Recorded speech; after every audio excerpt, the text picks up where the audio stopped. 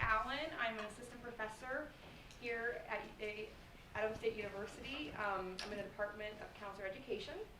I host the faculty lecture series. This is our first lecture in the spring. We have 5 lectures this spring. This one is obviously Contextualizing the Borderlands of Southern Colorado by Dr. Nick Saenz of the History Department. Very excited about that. The next lecture we have is actually yours truly, and Matt Valverde, who's coming in over here, and also Alexis Black, who's out of the theater department. We're going to be giving you a lecture entitled Breaking the Binary, a discussion on gender and communication. So please feel free to come back and join us for that evening on March 14th. I borrowed some paper and pen here. If anybody wants to be added to the listserv, please just come up after the talk and write your email down, and I will add you to the faculty lectures listserv. I send out a flyer about 2 weeks before each lecture, just to kind of give you some context of the lecture. So I welcome you to join that if you're interested. Okay, so without further ado, Dr. Nick Saenz. Thank you, Courtney. Well, thank you for coming out tonight. Those who know me know that I'm actually trained as a Europeanist, a Spanish historian, is essentially how I started this journey, so to speak. Upon moving to the San Luis Valley, I've become very involved in the local history and now very involved with the Sangre de Cristo National Heritage Area. And sort of through those interests and avenues, I became involved with a project that I'll be returning to sort of at the end of tonight's talk related to the interpretation of this region for museums.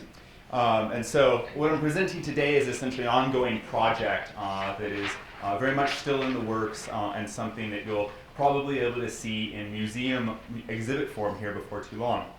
But my goals for this evening are essentially first to define the borderlands, that is at least as best I can, to present some recent historical scholarship that supports this concept, to offer some ways in which we see borders operating in the San Luis Valley, and then finally to return to that topic of the museum exhibits to present what's coming down the pike for local museum goers.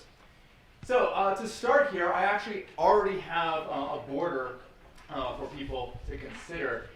Many of you, I imagine, wake up to, if not this site, then something very, very much like it. You might drive towards this, as I do every morning going into work. This is, of course, an iconic image of the San Luis Valley. This is, I should note, also a border. Mountains, physical boundaries demarcate space that we as human beings inhabit.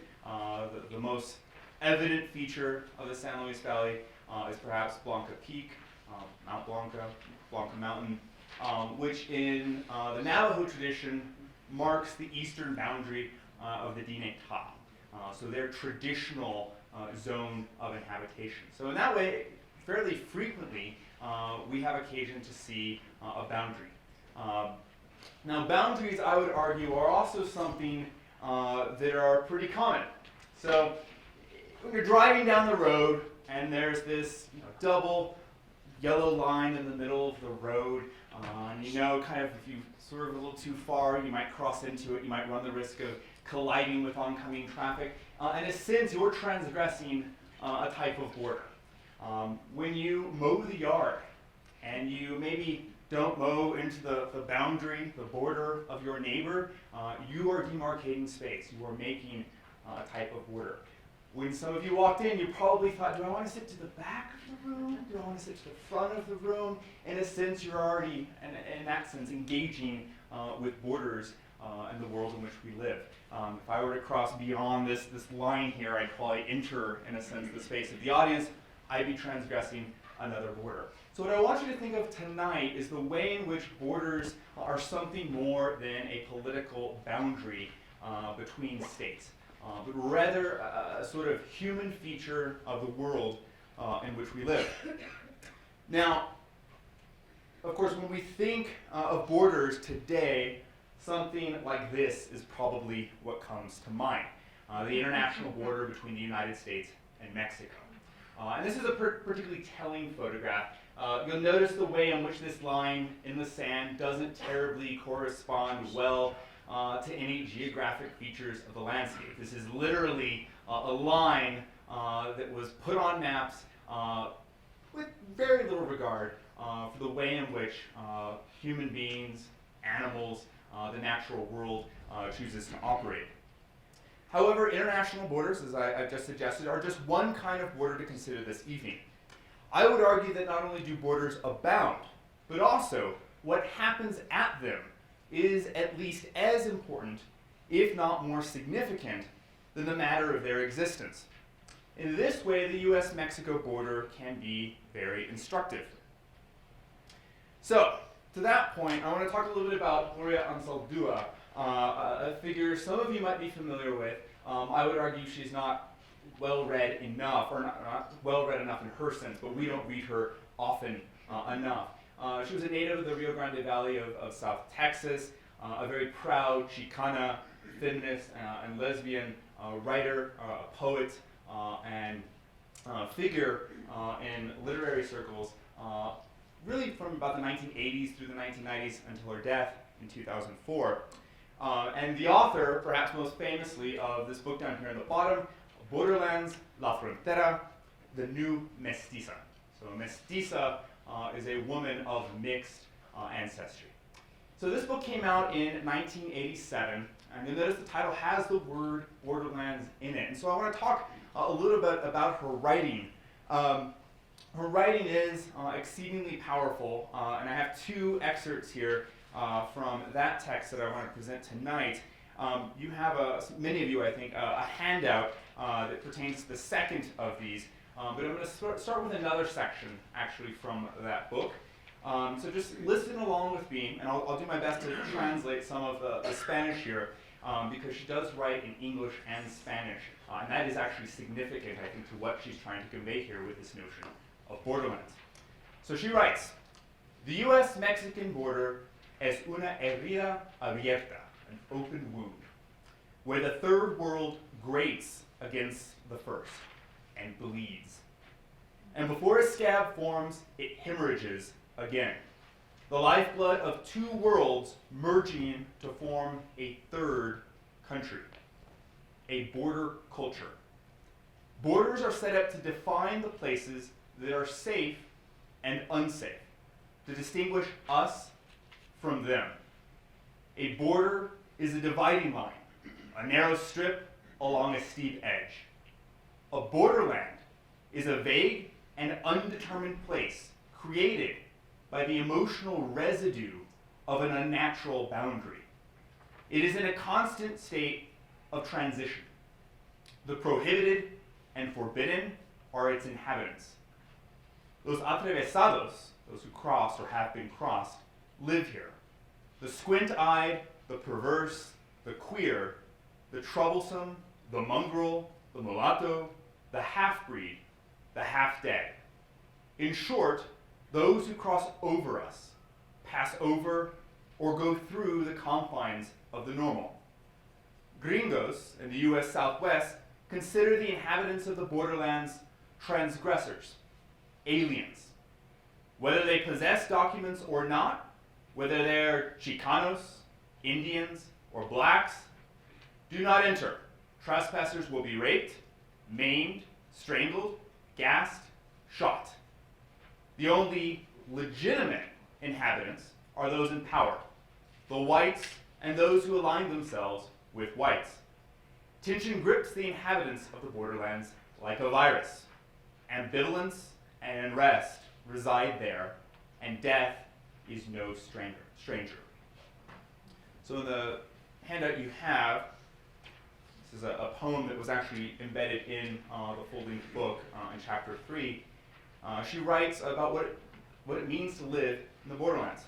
So, to live in the borderlands means you are neither Hispana, India, Negra, Española, ni gacha, eres mestiza, mulata. So, you're not Hispanic, Indian, black, Spanish, not even white, you're a mix.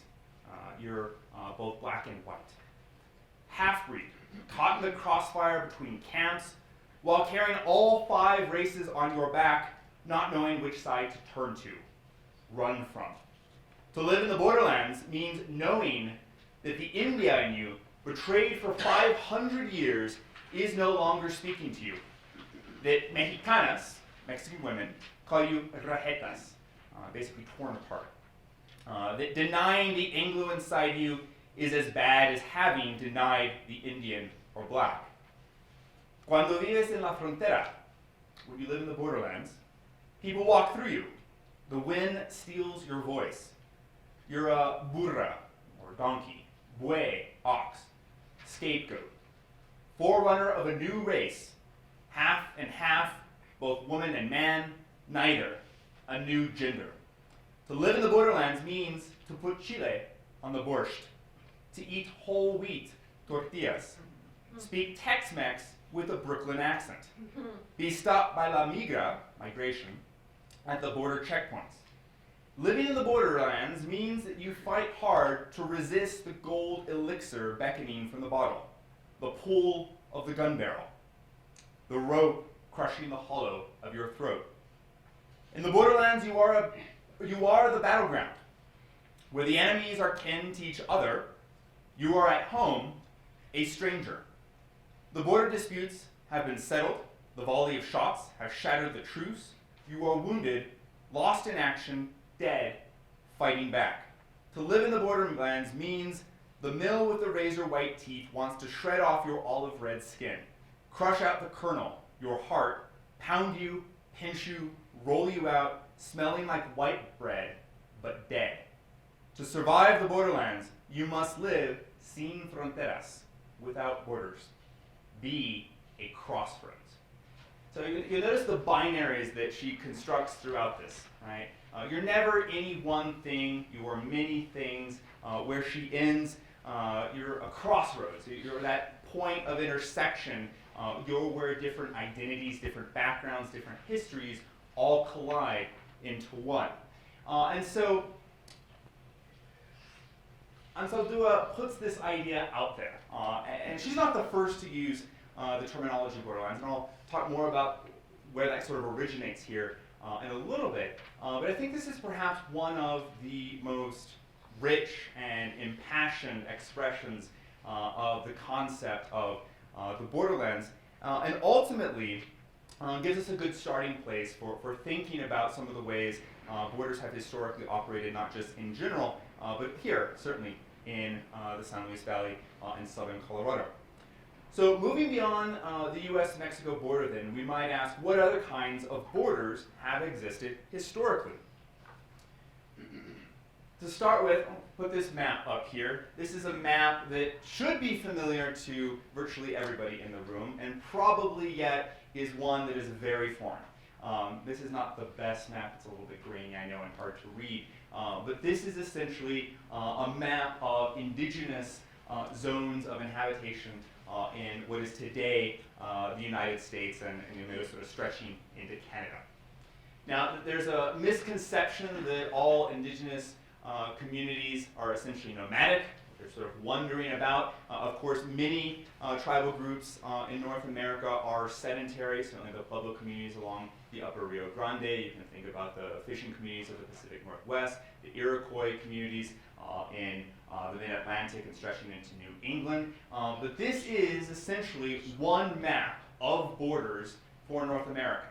And I'm going to imagine here that many of you have driven back and forth across the United States and not given much thought to crossing these historic boundaries, these historic borders, and yet for the people who lived, and notice the date up there, circa 1600s, these were a palpable reality. These were something that you would have appreciated living in that time period. There are then, of course, maps of European empires. I would argue that this is at best a sort of overly optimistic representation for Europeans. I mean, the reality here certainly is that it's extremely difficult for Europeans to hold territory given the very few of them who exist. There are obviously population centers for British America along the eastern seaboard, an early zone of settlement in Spanish America and New Mexico, and then later in the 1700s along the Pacific coastline.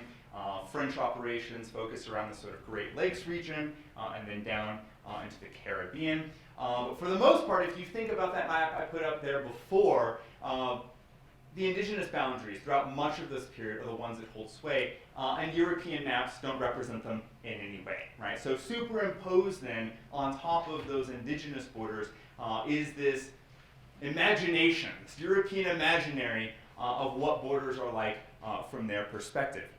And certainly this map changed a lot, right? You can think of the 1680 Pueblo Revolt.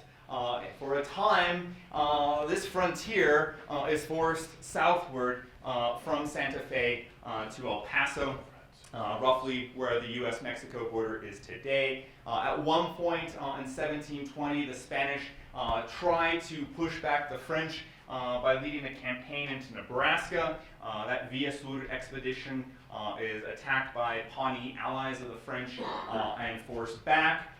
So this is not a static, sort of stationary map. This is one that changes a lot, and so we see borders moving back and forth across space over time. The reality, to give you something closer to how Spaniards and others sort of see the reality of where they are, probably looks something like this. So you'll notice this map on the left. This is colonial New Mexico. So you'll notice down here, El Paso, up here the zone of settlement in the north. This yellow line is the border of effective control, control efectivo, as they would say in the documents. So you notice, rather than that map where, what is Spain, it stretches northward into Canada, the reality for people who lived through that time period is that there were very clearly boundaries between Spanish New Mexico and, you'll notice, other indigenous areas. For example, La Tierra de los Comanches, the Comanche empire, to use a word that Pekka Hamalaginen has started to popularize. So lest we think about just European borders, in fact the reality was a mix of European and indigenous borders that are shifting constantly back and forth over time. And then, of course, added to this mix later on, we get nation states. Right? So we have on this map the United States, an early stage of its progression westward with the Louisiana Purchase, Mexico, the successor in 1821 to the Spanish Empire in the north, the Oregon country, which is claimed by multiple states, right? So the British Empire, the United States, the Russians are in the act as well, completely overlooking the fact that there are indigenous people there who claim that territory also for themselves. Added to this map, we could also talk about the Republic of Texas, right? So down here it says Texas annexed by the United States in 1845. Of course, before that, Texas exists as a sovereign state. Also missing from this map, we could put another state down here, right? The Confederacy, as it breaks away from the Union for a number of years in the 1860s. So borders are changing constantly from the late 1700s into the 1800s. I want to draw your attention to the San Luis Valley here. You'll notice the boundaries of what are Texas are actually the headwaters of the Rio Grande and the headwaters of the Arkansas. So this imagination here, East Alamosa would be part of Texas. So you can imagine, the international border between the Republic of Texas and Mexico cutting right through the middle of the San Luis Valley. As much as we might think of that, again, as a sort of imagination, a sort of best-case scenario for the Republic of Texas, actually in 1841, there was an expedition by Texas to actually take Santa Fe and formally integrate the west of the Republic of Texas into formally the administration of the Republic. It fails miserably. They show up bedraggled in Santa Fe. They have to basically be brought for refuge in Santa Fe. It's a disaster for the Texans.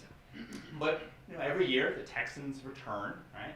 I'm a native Texan, so I'm now here to stay in some sense. So lest we think about this history sort of being behind us in some sense, you could argue that it goes on, though in a different sort of way, certainly. So what I want to do now is sort of talk about how borderlands have been treated among historians, how historians have used this terminology of borderlands to talk about the West as it's taken shape in the past few centuries. Let me move this out of the way.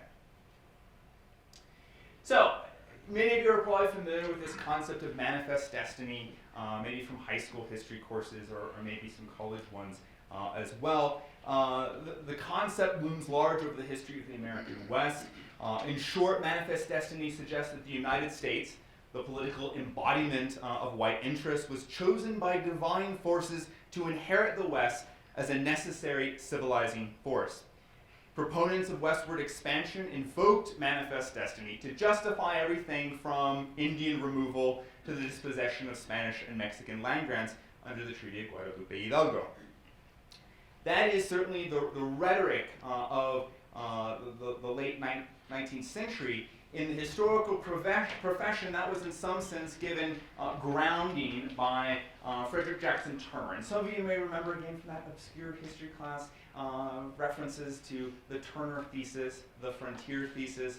I have a colleague who jokes that frontier is the F word of Western historians, insofar as this word has fallen, for the most part, out of practice because of what it suggests.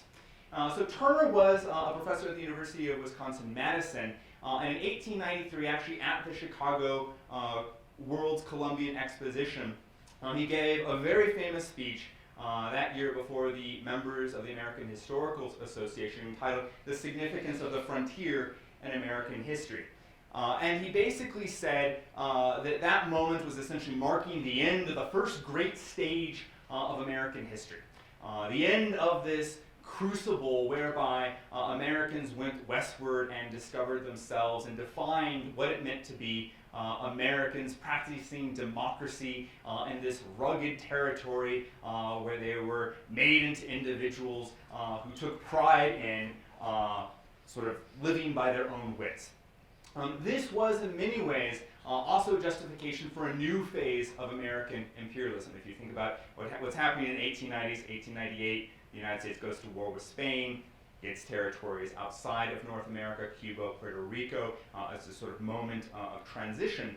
But the reason why frontier is so problematic in historical usage today has to do with the way in which Turner talks about the frontier. He sees the frontier as this place in which one group dominates another. To quote from his speech, "The frontier is the meeting point between savagery and civilization." Right? So the notion that the United States is going to take on its white man's burden and civilize this world that is very much unlike it, and doing so, sort of bring it up to the standards of modernity. Now, one of Turner's students was a man by the name of Herbert Eugene Bolton, and after graduating from working with Turner, Bolton went out west, taught for a long time at the University of California, Berkeley, and then in 1921 wrote a book that made a little bit of a splash at the time, but was for the most part largely forgotten for the next half century. That book, The Spanish Borderlands, notice the wording there, a chronicle of old Florida and the Southwest, looked then at these areas that had historically been part of the Spanish-speaking world but were brought into the fold of the United States. As he used borderlands, sort of as an alternative to frontier, he didn't see this as a place where one dominant group imposed itself over a subordinate. Instead, for him, the borderlands were a sort of meeting ground, where people came roughly on equal terms and through a slow process sort of negotiated a relationship with one another. And what emerged from this was something, thinking more about Anzaldúa, something more like a hybrid culture, a mixed culture, a culture that was different from the rest of what was formerly the core of the Spanish Empire. This was a place that was, in some sense, on the periphery of the empire, and a place where one could, to use kind of the logic of Turner, kind of define oneself through a fairly individualistic practice. But because of this egalitarian notion, this wasn't a place, again, where one group imposed itself over the others. So again, as I mentioned, he puts this idea out there. It gets some buzz, especially in Latin American historical circles, but for the most part, it's sort of put on the back burner by most Americanists. It is then sort of picked up in the 1980s, and that has to do with an important transition that transpires not just in the field of U.S. history, but the field really, the entire discipline of history. That is sometimes referred to for Western historians as the new Western history. And that there's many persons associated with this movement. I'm just going to talk about one here, Patricia Nelson Limerick, who some of you might know. She's a professor at the University of Colorado Boulder. She published a book entitled Legacy of Conquest, The Unbroken Past of the American West in 1986. You'll notice the date there, the year before Anzaldua's book. It gets reissued actually the same year as Anzaldua's book. And so they're sort of both part of this sea of cultural change that is sweeping the academy in the 1980s. Her book, ostensibly, is an economic history. If you sort of read it at face value, it's basically showing that the economic trends of the West stay relatively stable and consistent over time. Maybe not stable, but certainly consistent over time. And at face value, in that sense, kind of an interesting read on some level. But if you read between the lines there, what she's actually suggesting is that the history of the American West is actually a place in which cultures collided. And she brings into her narrative many voices that had historically, up until that point, been ignored. In many ways, her book is a rejection of the Turnerian thesis. It's this rejection that the West is about one group coming in, civilizing others, and imposing this grand narrative of how the West was one. Part of this movement is a new attention to race, to class, to gender, to the role of the environment. You can see how certainly these first three terms, and even the fourth to some extent, matches with that language that we read a moment ago with Anzaldúa. Right? That this focus on the mixing of identities, the way in which different backgrounds collide with one another. This new movement, in many ways, sees, this is a term that is frequently used, the trans-Mississippian West, basically beyond the Mississippi.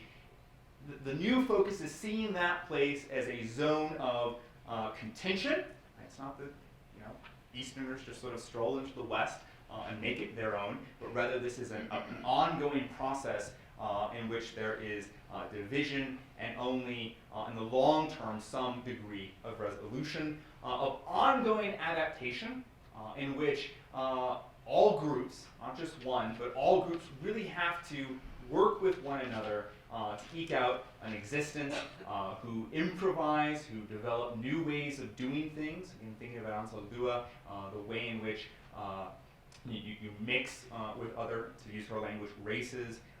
Today we'd probably use something closer to ethnicities. And in the end, produce something that is new. This notion of cultural mixing, produce a West that in many ways looks very different from the East. If you think about what Manifest Destiny suggests, it's this sort of seamless transition eastward, westward of one culture superimposed on a different landscape. This narrative argues, in some sense, the West is different. Right? It is a product of all of these forces tangled together, producing something that is truly original. Sort of bringing us to the present then, I want to talk a little bit about Kelly Little Hernández, who teaches at UCLA. I just assigned this for my students in senior seminar. Her brief article, it's not terribly long, Borderlands and the Future History of the American West. I would argue the title should actually be Borderlands: The Future of the American West, because in her article she essentially suggests Borderlands, here to stay. This mode of thinking that begins with the 1980s, but has really grown into its maturity in the past few years, offers a perspective that is here in the present and will, for the foreseeable future, be the paradigm that dominates how we talk about the West.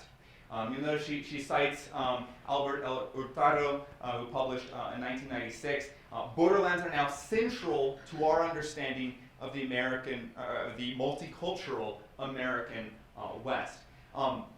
Her text and others stress the notion that the West is this place, and this is language I've sort of already been using, it's a place of contested power and places. Right? It's not one and a sort of one-off fight. It's an ongoing process of conflict, an ongoing process of accommodation. Things change hands, people move around. There's a new emphasis in this movement on migration. So what I want to do now is talk a little bit about some of the groups that have really moved to the fore of scholarship in recent years because of this emphasis on the borderlands. Two good examples of such groups are Genizaros and slaves, who now have sort of populated the imagination of the American West as scholars have started to look at the way in which these groups play into the history of this part of the world. So I would agree that most scholars, there's sort of an emerging consensus here, they agree that essentially slavery comes to the West with the arrival of the Spanish in 1598 with the famous Oñate expedition. So what we start to see very quickly is this rise of a slave economy. Over time then, as slaves are brought into the fold of colonial New Mexico, what we see then is the emergence of this new sort of underclass, Genizaros. So these are persons who have essentially been separated from their indigenous communities, and so no longer are able to speak the language, no longer understand the traditions, can't easily return back home. And of course the same thing goes for the generations that follow. These persons then are also not fully incorporated into Spanish and later Mexican society, and so they form sort of a new caste, a new sort of community in this world of mixing cultures. But slavery doesn't stop by any means with the end of Spanish presence in what is today the United States. It certainly continues.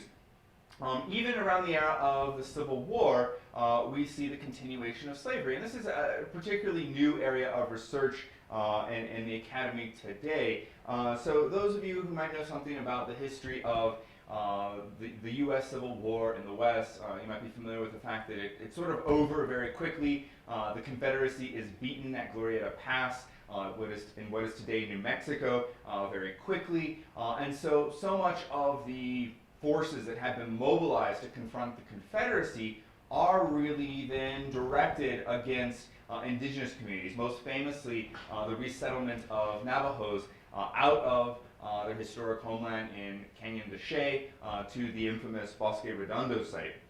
And it's during this movement of Navajos out of Canyon de Chelly and to Bosque Redondo where we actually see slaving take a dramatic increase. And I'm going to read here from Andres Resendez's book, The Other Slavery, that just not too long ago was a finalist for the National Book Award, a pretty wonderful book if you have an opportunity to read here. He writes that in July 1865, officials in Castilla County in southwestern Colorado conducted a detailed census of all Indians held in bondage. 60 individuals were identified and listed by name, age, ethnicity, and date of capture. 50 of them, or 83%, were Navajos, mostly children and women taken during the 1863-1864 campaign, as one would expect. In addition, the census provided rare information about the sailors. Of the 60 Indians listed, 48 had been sold by Mexican traffickers, 10 by Utes, 1 by Apaches, and 1 by an unidentified individual.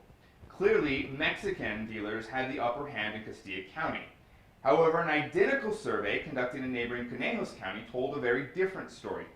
88 Indian peones were listed there, of whom 63, or 71%, were Navajos. In this case, fully 45 had been sold by Utes, 40 by 45 by Utes, 40 by Mexicans, 2 by Apaches, and 1 by an unspecified trafficker. Essentially, Ute and Mexican traffickers had split the slaving business in half in Castilla and Conejos counties. We can thus infer that both Mexican and Ute bands worked tirelessly that fateful spring of 1864. The situation was so dire that Kit Carson requested additional troops to pursue and capture, quote, whatever bands of citizen marauders may come here for the purpose of thwarting the laudable actions of the government. Similarly, Governor Henry Connolly issued a proclamation declaring all citizen forays into Navajo country, quote, positively prohibited under the severest penalties, and warning against further traffic in captive Indians. It is doubtful, however, that Connolly's proclamation made much of a difference. So Resendez captures a picture of slavery continuing in the West, right? So at a time in which slavery is essentially being disestablished in the East, it's actually continuing and not being penalized in what is today the U.S. West. And so we have this continuation even after the sort of narrative of slavery's demise has passed. Some recent scholarship has also suggested that the numbers quoted by Resendez are actually low, and there could have actually been much higher numbers than the ones I just quoted. So all of this is taking place around and the years, a couple of decades after the Emancipation Proclamation. So the history of slavery in many ways has to be rewritten to put into this narrative what happens in the West and what happens with indigenous peoples who are pulled against their will into this world. Another great example of the way in which Borderlands has captured new voices is through a look at women of color. I know the slides kind of cut off the names on the bottom, but on the left it says Amache Ochine Prowers, and then on the right, Josefa Jaramillo Carson. So these are two women you might have had an opportunity to learn something about because they ultimately marry very influential figures. The figure on the left, Amache, was the daughter of a Cheyenne Indian chief, Ochine, or One Eye. She famously married John Wesley Prowers, who was a prominent cattle rancher in what is today Prowers County. So her husband is the namesake for that county. And together they operated a store at what is today the Boggsville site in eastern Colorado, right on the Santa Fe Trail. And so we have to imagine, and scholarship has sort of put this together, that she would have been an important cultural broker for her and her husband to eke out an existence in this remote part of eastern Colorado, or what was then sort of the rugged frontier, the borderlands in true form. And so the picture that historians have up until now offered of Prowers as this frontiersman have to sort of be rewritten to note that his world is only possible with her in it. She is someone who can speak the language to allow Prowers to trade with the Cheyenne and other indigenous groups in the region. It's also important to note here that with Prowers, she is the mother of 9 children. And so we have to imagine, their offspring then, the people who essentially populate this environment are of mixed ancestry. So again, this borderland story of mixing. Now, infamously, her name becomes associated with the Grenada War Relocation Authority Center, built for Japanese American internment during World War II. So there's also an irony here, right? So we have two groups, both Native Americans and Japanese, who are relocated by the U.S. government to new places to eke out an existence in a world very unlike the one in which they are most familiar with. The example on the right then, Josefa Jaramillo Carson, syncs up with the story of Kit Carson. So this was Kit Carson's third wife. Kit Carson had previously been married to an Arapaho woman and also to a Cheyenne woman. So we have this imagination of Kit Carson being this sort of representative of American whiteness moving westward, but in many ways his ability to exist in that environment depended on important cultural brokers like his wives. In the case of Josefa Jaramillo, she was from an important family in Taos, so we have to imagine Kit Carson's ability to thrive in that environment depended in part on her, again, sort of mediating connections and relationships with people in Taos. It's worth noting Carson actually converted to Catholicism for her hand in marriage. Together, they parent 8 children. So again, there's this story here of cultural mixing as their offspring then continue to sort of propagate the people that make up this part of the world today. So, you know, history hasn't been so kind to women, often overlooking how they are an important part of this narrative. And I think the Borderlands story really offers a way to incorporate them once again into this narrative of the West. Another group then are buffalo soldiers. So buffalo soldiers essentially formed black or all African American units of troops in the U.S. Army. And this is a really interesting story here for a few reasons. So there would have been buffalo soldiers stationed at Fort Garland in the 1860s, specifically between 1870s, between 1876 and 1879, there were a group stationed at Fort Garland. So we have this group, right, African Americans who up until this point had been denied essentially the full title of citizenship, had in some cases been slaves, and now having attained sort of rights of full citizenship in the aftermath, the after effects of the U.S. Civil War, are now sent west as now agents of empire to in some ways sort of colonize and subordinate new groups, right? So this mark of having been incorporated into the insider culture now makes this group also agents of empire. But there the story is also very complicated as well. One of the things that the Buffalo Soldiers have to do when they come out into the West is remove white settlers who are essentially squatting on indigenous land. So the Utes become very dissatisfied with the fact that there are a lot of white settlers trying to make inroads into Ute reservation land. And so it's interestingly African Americans who go in and remove white settlers from indigenous land. So further complicating this narrative of racial and ethnic confrontation and also this dimension of working together that is really, I think, very, very interesting. So stories like this and others form this new group of scholars and also this body of now emerging scholarship about the borderlands. And I think here you get a few examples. You notice borderlands appear in some of these titles, right? So Bonapartism, Bonapartists in the borderlands. We have over here Indians and Spaniards in the Texas borderlands, right? So this language of borderlands has become sort of infused into the existing scholarship, and this scholarship is also looking at new themes, new topics that up until now had largely been ignored. So what I want to do now is then switch gears and talk a little bit about some of the ways in which we see borderlands operating here, specifically in the San Luis Valley, because in this local environment, I think we see a lot of change as well. Now, this is an old map of the San Luis Valley. You can see San Luis Park actually written over here. So park would have been an original usage, spelled P-A-R-C. Of course, today still there are places like South Park with a K that retain this original usage derived from the French trappers who called these inland valleys parks. But you'll notice what is most evident on this particular map are the mountains, right? The mountains really are this border that demarcates physical space, right? So if you look over here, this would be the Sangre de Cristos coming down. Over here we have the San Juans, and interestingly there's even a mountain range that is written into this map down at the bottom, although there's really no perfect line of mountains separating out the San Luis Valley from areas further south. It's kind of an open area, but the sort of imagination here is that this valley is bounded on all sides by physical borders. But even the story of how Colorado became Colorado is an interesting borderlands narrative.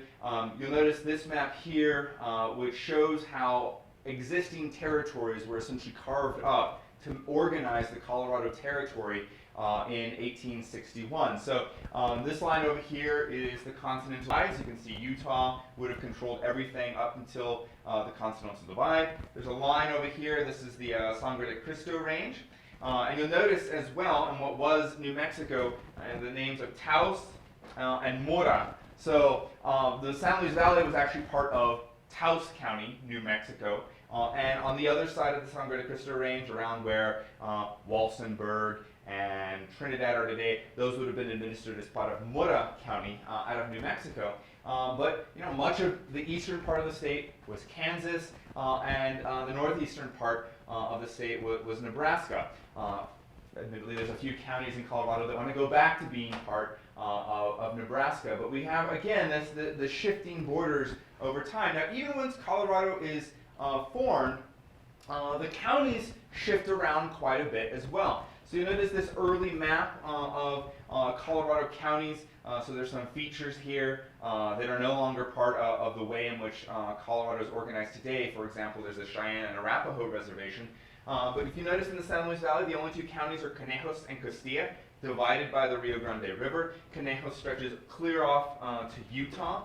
Huérfano County today, which is basically where Walsenburg is, stretches clear over to Kansas. And so there aren't that many counties. What you see over time is the 6 counties that emerge in the San Luis Valley being carved from those first 2.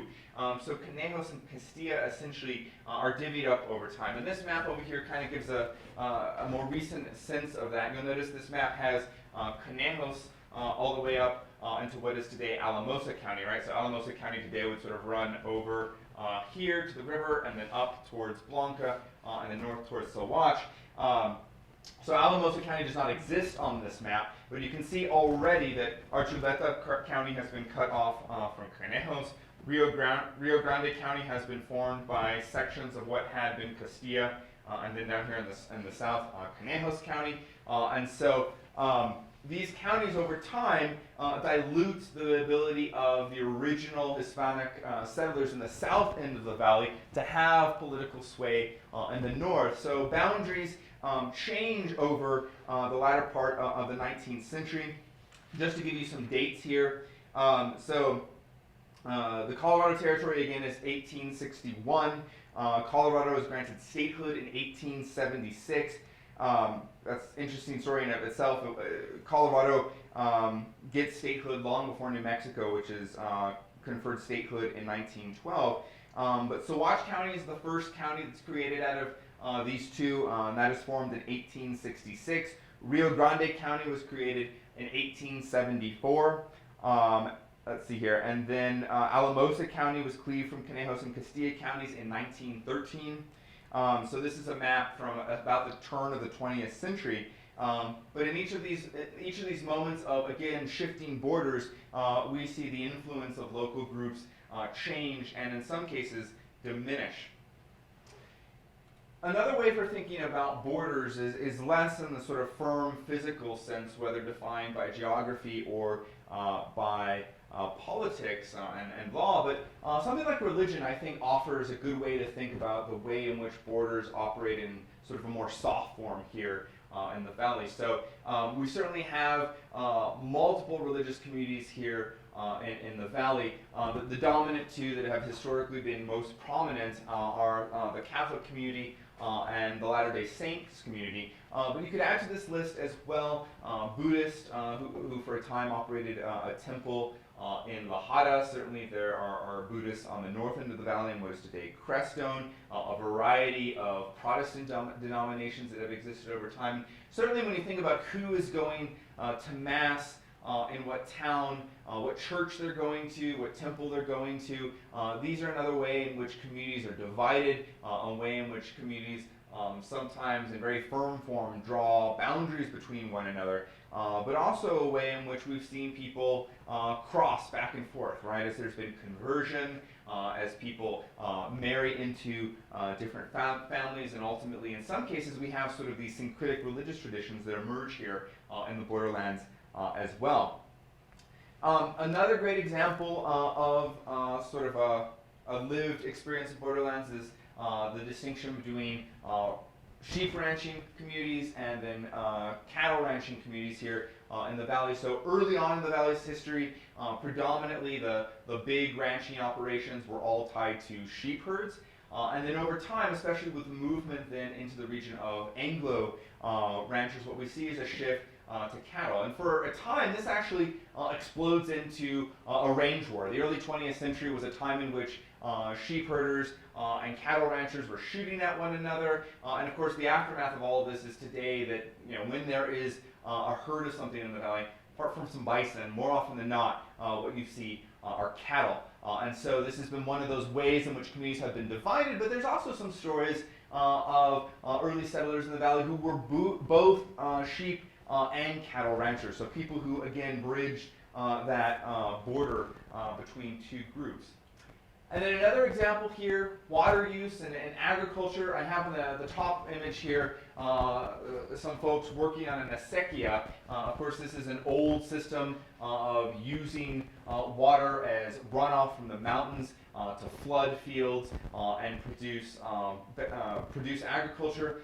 In other parts of the valley, that's not possible, right? It's far away from the runoff on the mountains, and instead you see well-based agriculture, right? So pulling water out of the ground using the supplies in aquifers. And if you put this on a map, you can actually see here the way in which this draws another sort of border, right? So you can see the circles where there are wells, and there's these moving sprinkles creating circles. And then over here, for example, along the Culebra, you can see this swath of green where fields have been essentially watered by runoff from the mountains, so using acequias essentially. So you can almost draw sort of a line here between well agriculture areas and acequia agriculture areas, and it offers culturally another sort of borderland, because historically the Hispanic settlers were the ones who did acequia agriculture, and the Anglo settlers were the ones who did well agriculture, and so we see another border there. But as I have been saying again and again, this is also another example where you have some people doing both, and so you find some people, particularly as water runoff on the mountains has gone down, having to supplement what they do with well water as well. So the last big thing I want to talk about then are why museums matter. And this sort of brings me to the last part of tonight's talk, looking forward to the future and where Borderlands are taking us in terms of community museums for History Colorado. So just to sort of begin this, I want to throw out there an argument that museums matter, but not for the reasons we typically think of. A good example of that is the British Museum. So if you were to go to London today and to visit the British Museum, you might expect to go see all sorts of things British, right? To hear the great story of the rise of the British state, of England's consolidation of a United Kingdom on the British Isles. And yet, what you're more often to spend time doing is looking at Greek antiquities. So from ancient Greece, we have the example of the Elgin marbles, or maybe going to look at the Rosetta Stone taken from Egypt. Now, of course, the Greeks and the Egyptians want their stuff back, but Britain doesn't want to, because in part, the reason people go to the British Museum is to see the glories and appreciate the British Empire as it once was. This becomes a means for memorializing, for preserving the memory of Britain as a once great, prominent, great power in the world. And so this museum is trying to say something, right? It's presenting a particular narrative about the past, about Britain's continuing role in the world today, that is hard not to escape on some level. And I would argue should not be ignored, because that's really very important. In this country and other countries certainly as well, we have this phenomenon of house museums. Now, I grew up in Illinois, the land of Lincoln, and so our 8th grade field trip was always to Springfield to go visit all of the sites of Lincoln. And so we would go to Lincoln's house in Springfield. You'd walk through it. It's mostly a lot of dusty furniture. What I think is interesting about sites like this is that we tend to memorialize the houses of great men, right? Less often great women.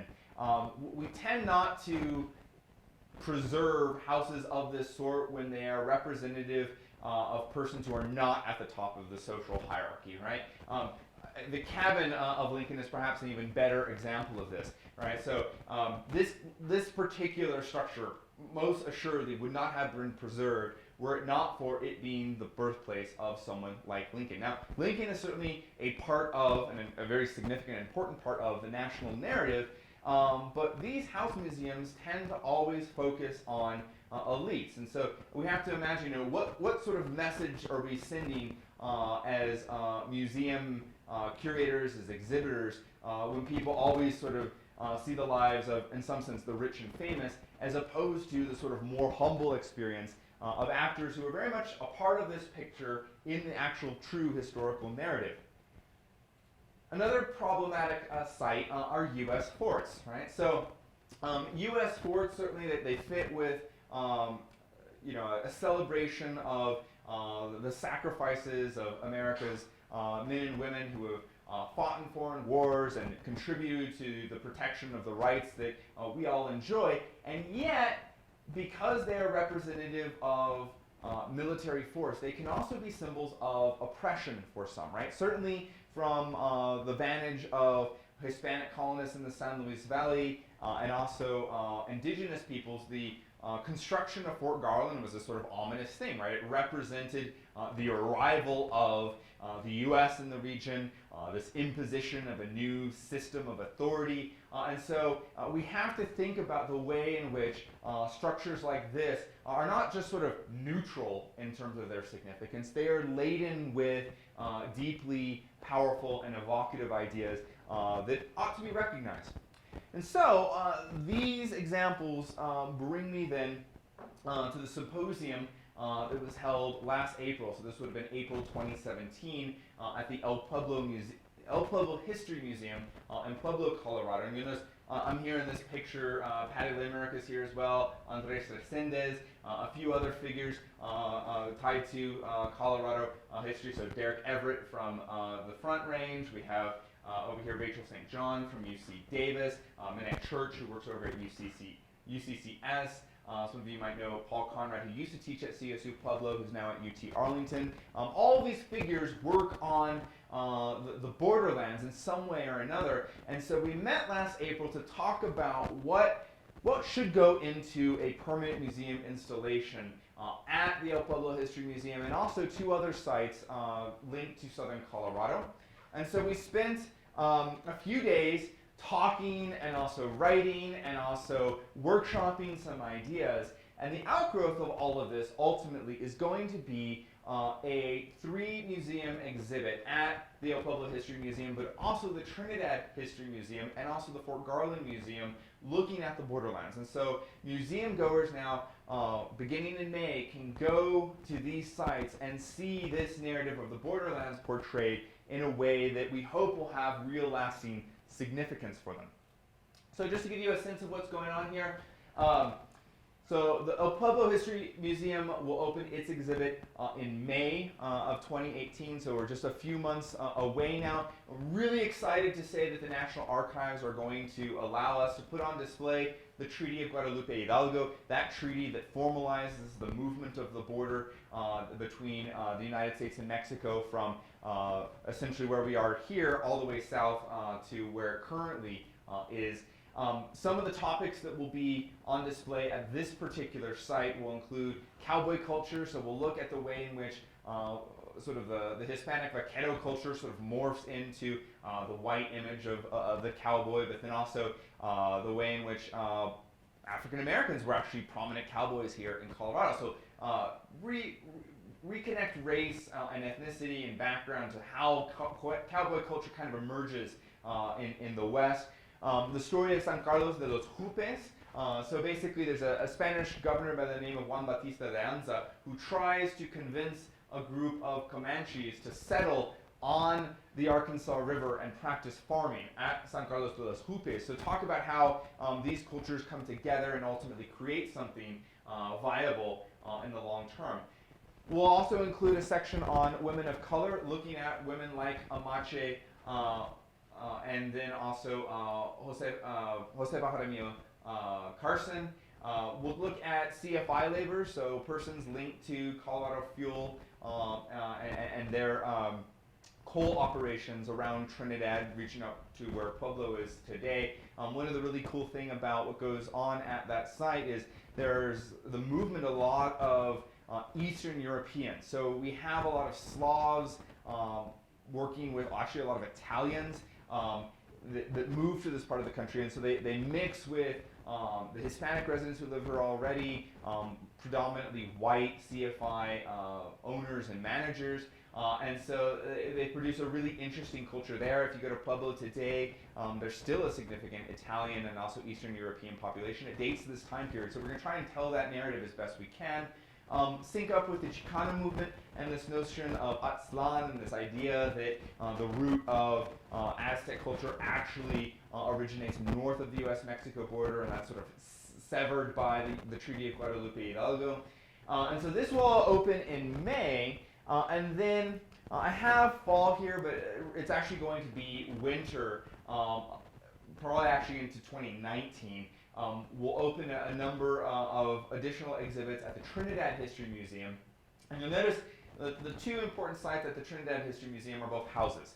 And so we have to be sort of thoughtful of how to incorporate the story of these houses in telling these stories with the borderlands, because they're interesting sites in and of themselves, but rather than sort of focus only on the lives of the people that lived in these sites, we want to be able to use these as exhibition space as well to talk about things like the Santa Fe Trail, the wool business that is so closely tied to this house. This house was actually bought for bales of wool. Talk about how this house as well is actually an adobe construction, so the way in which adobe is sort of this mixing of Hispanic and also indigenous traditions of architecture. We'll talk about the New Mexico Notch, this section of New Mexico that had extended into what is Colorado today, and so how the history of places like Trinidad have been shaped by their influences with New Mexico. We'll talk about the railroads, which are certainly key to the emergence of a new culture in Trinidad, and also trapping, which moves throughout Colorado. We see a lot of French trappers, I should stress, and so being able to talk about this outdoors mountain man sort of world where you have a lot of people in a very entrepreneurial sense trying to eke out an existence in this land.